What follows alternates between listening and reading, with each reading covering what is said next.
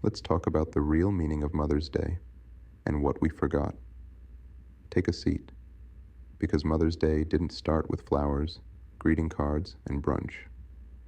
It started with power.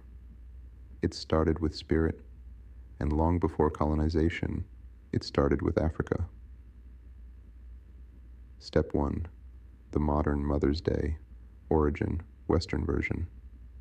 The modern Mother's Day celebrated in the U.S. started in the early 1900s. 1908, Anna Jarvis organized the first official Mother's Day celebration in West Virginia to honor her mother, a peace activist.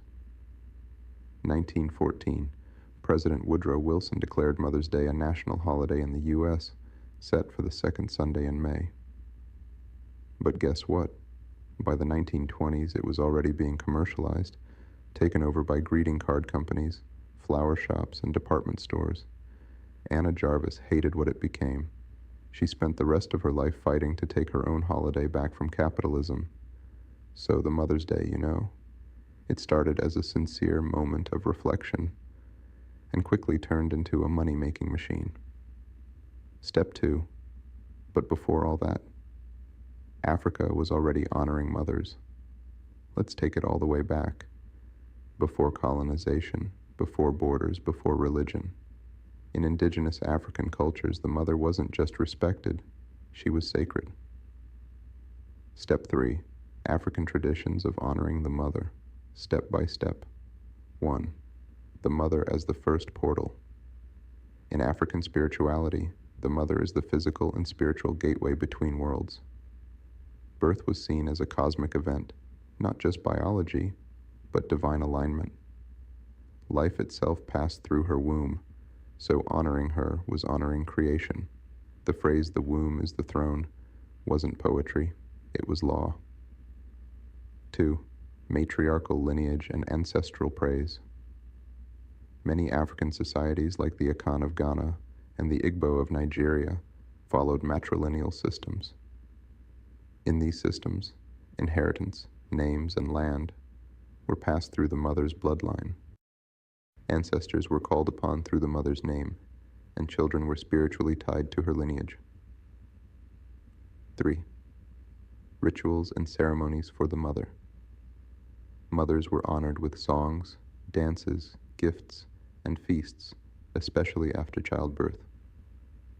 There were sacred rituals for first births, coming-of-age ceremonies for mothers, fertility blessings, and even ceremonial rest periods where the community served her. Rest wasn't a luxury, it was a cultural obligation after giving life. 4. Mother Earth and divine feminine energy.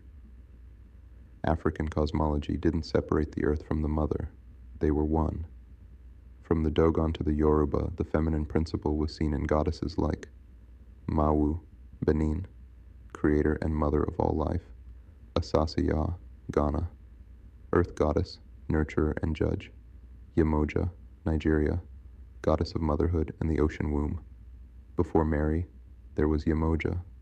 Before God the Father, there was the Divine Mother. 5. Oral history and storytelling. Mothers were not just nurturers, they were knowledge keepers. Through lullabies, parables, and proverbs, African mothers passed wisdom across generations. The griot, oral historian tradition, often started with mothers teaching children to remember. So while schools teach textbooks, Africa's first teachers were mothers. Step 4. What happened after colonization? Colonizers erased matriarchal systems, replaced divine feminine reverence with patriarchal religion, took Mother Earth and replaced her with God the Father, removed the sacredness of the womb and turned motherhood into servitude.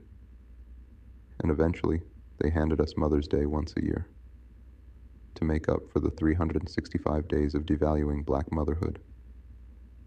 Step 5. The awakening. So while people are running to buy cards and flowers once a year, we need to remember that in African tradition, every day was Mother's Day. Every prayer began with the mother. Every life path honored her. Every child carried her name in spirit. awakening truth. She wasn't just your mother. She was the universe's portal. To forget her is to forget yourself. This Mother's Day, don't just post. Reconnect, relearn, reclaim.